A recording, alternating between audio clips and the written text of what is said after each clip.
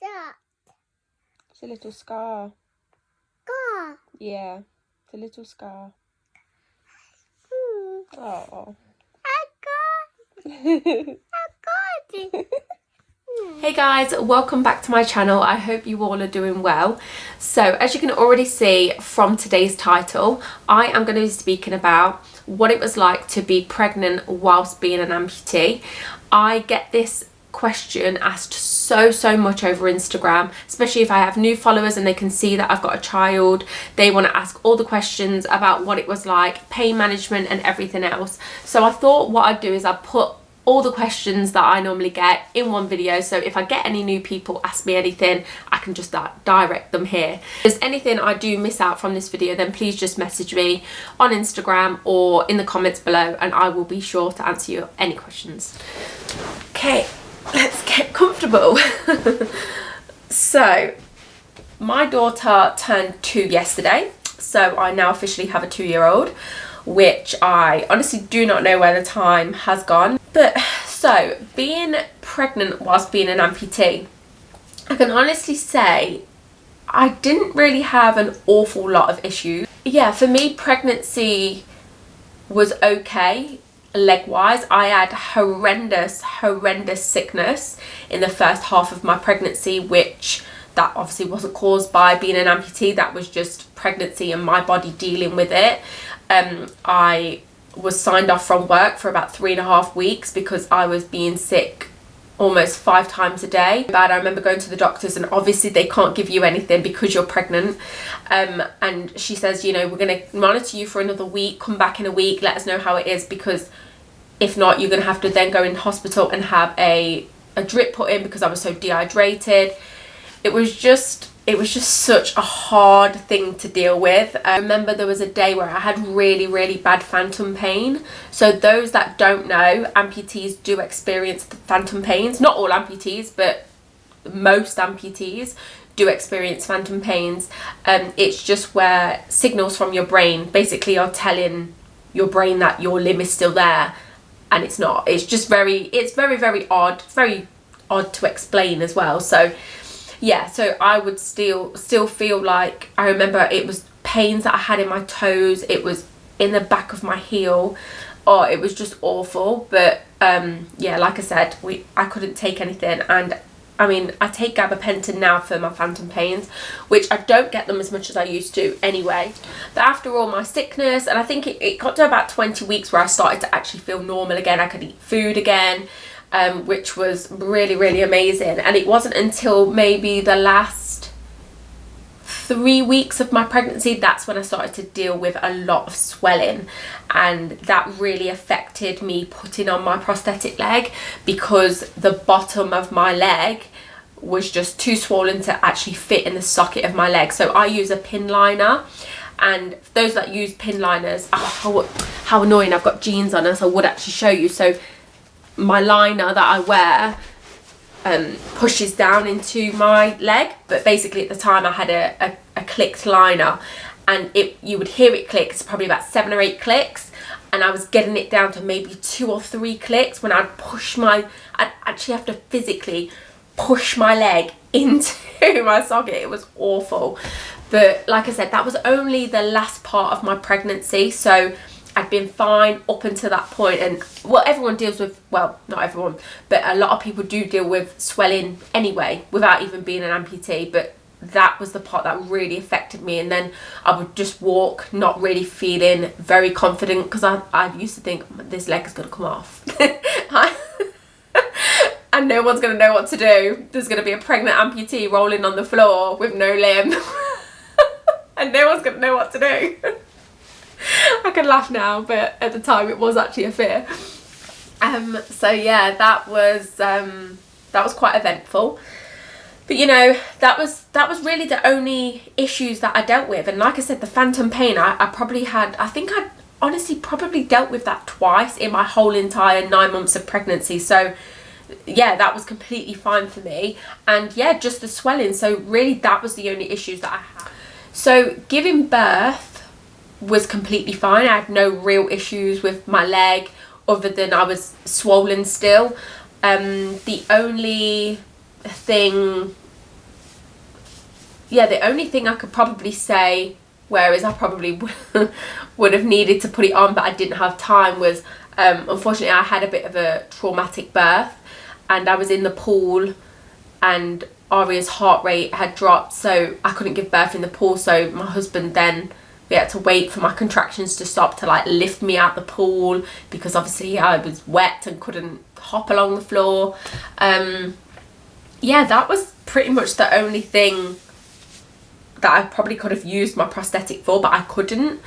Yeah, other than that, giving birth was completely fine. Do a whole completely different video on my experience giving birth if you want to see my birth story. I think I was going to do it years ago, and then I thought, oh, you know, it's too late. She was over 6 months at that point, but I still watch people's birth videos and their kids are really old, so if you want to see it, let me know and I will film that for you. Also, I wanted to add as well, the hospital were absolutely amazing with me, because I did express to my midwife on my appointments that obviously I do have a bit of a fear of hospitals, and I know a lot of people do, but because I spent so much time in hospital not knowing when I was going to leave, that's my issue with hospitals.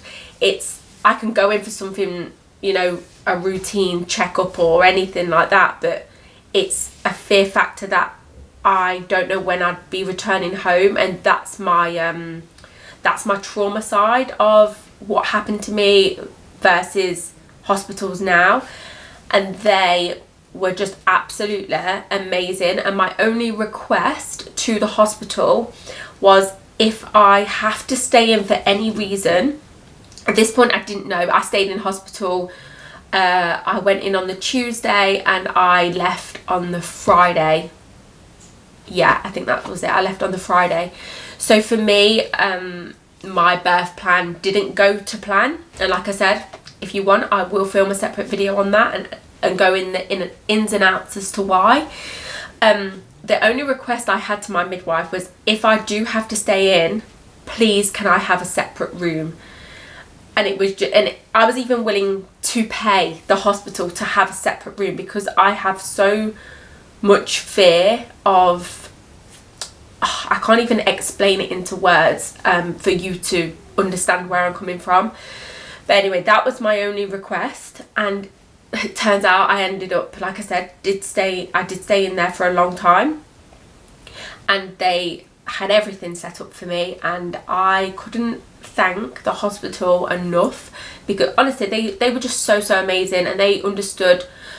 Without talking in riddles, I had to go into theatre after giving birth, so they were just so attentive and caring towards me, and so sensitive around the situation, because they had already known what I'd been through at that point, and they were just unreal, and I can't wait to go back and do it again. But because I had such a great experience there, and I know that they really listened to what was going to make me feel comfortable, because they knew the trauma side of everything. So after giving birth, I would definitely say it took maybe around 2 or 3 days for me to notice that it was easier to put my prosthetic on again. The swelling had gone down, it was reduced, I was starting to feel a little bit more mobile. Like I did mention, I did have to go to theatre after giving birth, so I was dealing with a lot of pain, not in my leg, elsewhere obviously. So yeah, it was just a lot going on, and it definitely took me a while to feel normal again. I can only say the challenges that I faced, it was when obviously Aria started to walk, and she started to, you know, get into things, and I was moving a lot more and having to chase her a lot more. Well, I say chase, walk very fast. I can't run. This is the only tip I can probably say that worked really well for me. There was days where my leg was sore. You know, you still get them days as amputees. Even I've been an amputee for nearly 7 years. There's still definitely days where I could do with not wearing my prosthetic, just to give it that rest. And I definitely found when, you know, Aria was moving a lot more and I really needed to maybe sit down, because it's not only my leg, I suffer with my hips and my lower back. What I would normally do is set up a little system in the living room. So I would put, say, blocks and different like instruments, all different things that they love, whatever your child loves. And then we would have like Aria is so obsessed with books, like she always has done. She's always found them really, really interesting, which obviously is a bonus because I won't have to force her to read books. She loves them. So I would then set up, say, oh, we'll do 20 minutes of books, and she'll love that. And then after that time, she'll get a little bit fussy and want to do something else. It's almost like I'd set up like a little bit of a circuit, even if it gives you 2 hours to have that rest, and then you can put your prosthetic on. But I definitely found the days where I would push myself far too much would have a knock-on effect, because then it would get to a certain point the next day or the day after where I wouldn't be able to wear my leg at all. So I would definitely do something like that. It worked for me, so hopefully it can work for you as well. Just find what they like, set it up, and yeah, they'll have a well of a time where you can kind of maneuver yourself around one area, but it will help you definitely in the long run. Just take in them few hours just to have a little bit of rest, then have to put your leg on, because you got to remember you've still got to do dinner, you've still got to keep the house going. Just having that break, I definitely found that is what helped me the most. So another topic within this topic that I've been asked about is mum groups and how I felt going to them and the response from people. And honestly, I've never had an issue. I've always been welcome with open arms. Don't matter if I look slightly different to other mums. I've never had an issue with anyone, or I'd never felt out of place going to them. I initially had a little bit of anxiety, but it's not going for that reason. It's just, you know, you want your baby to not be the crier. It's so much as just general mum issues. It wasn't ever to do with my leg. I didn't feel not confident going in, or I'd never felt that I couldn't go just because I am an amputee mum. It doesn't make me any different.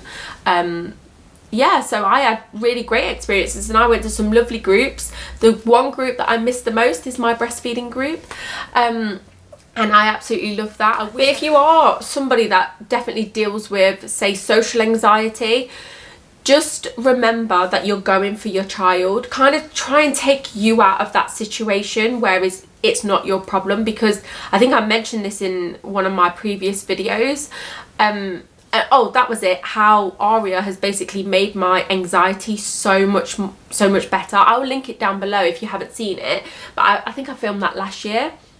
So just remember, you're going for your child. It's for their development, not for you. Yeah, just kind of remove yourself and your issues out of it as best as you possibly can. And I know that might be hard for some people, because if you do deal with social anxiety, I can imagine that is really, really hard in itself anyway. So adding a baby into the mix, you might find that's added pressure, but try and just take yourself out of it. Because if I've thought about myself and my anxieties going to groups, I wouldn't have them memories of Aria loving baby sensory and interacting with all the other babies, and even having photos with her little friends. It's so nice to have those memories to look back on. So just always try and have that in mind, and it might hopefully make you feel better. So I now have a 2-year-old daughter. So she is sassy. She wants to do everything by herself. She wants to run off constantly. Like I mentioned, I can't run.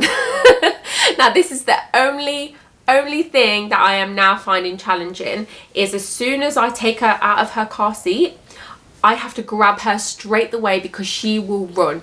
It don't matter where we are, car park. It's the scariest thing ever, because I can't run after her. Reins, guys. I know there's so much, well actually I didn't even know there was a stigma for reins. People say, oh, you know, I don't want my child looking like a dog. Well, I would rather have my child looking like a dog than be dead. So I'm going to take that approach. And so Aria has reins. She, like I said, I can't run. The girl needs reins, because she thinks that she can do whatever she wants. And yeah, so they have been a godsend to me when my child thinks she is an Olympian. So that's exactly what I use. and I don't, they're cute, the little Minnie Mouse ones. She absolutely loves them when I put them on. So we have no problem using reins because I genuinely need them. So don't worry about what anybody else thinks about you using them. Use them. So another question that I got asked about as well is, did I have fears that I wouldn't be good enough, or I wouldn't, you know, I wouldn't be a good enough mum? And of course I had those fears. I think that's only natural when, you know, you do have somewhat of a setback, I would say, to other people and other parents. I think it's just a natural thing for you to worry. For me, it's not focusing on the things that I can't do for my daughter. It's always focusing on the things that I can do. Yes, I know if she wants to climb a mountain, I can't do that with her. I mean, knowing me, I would find a way. I'd scoot up on my bum if it meant that much to her. But I think for me, just knowing that she knows that she's loved and she can come to me for whatever it is that she may need, that's the two things that I want her to know in life. For me, anything else is a bonus, but for those two things, that's everything. So on that note, I'm going to wrap it up there. I hope that I've covered most of the things that people ask me. Like I said, if I've missed out anything, please comment below or message me over on Instagram, and I will be sure to answer any questions that you've got. So thank you so much for watching another video, and please subscribe. I'm doing 2 videos a week, so come and join me, and I will see you in my next one. Bye.